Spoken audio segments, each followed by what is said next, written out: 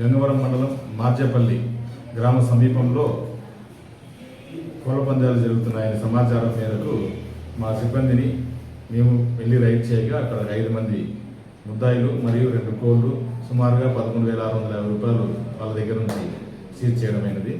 అదేవిధంగా వీళ్ళంతా పొంగనూరు మరియు ముల్బాలకు సంబంధించిన వాళ్ళని విచారించగా అక్కడ లోకల్ వ్యక్తి మనీ అనే వ్యక్తి అక్కడ పిలిపించుకొని ఆడిపించినట్టుగా సమాచారం అందింది. అతని మీద కూడా కేసు పెట్టాము. అతను ప్రస్తుతం పరారీలో ఉన్నాడు. అతనిపై కూడా తగు చర్యలు తీసుకుంటాము.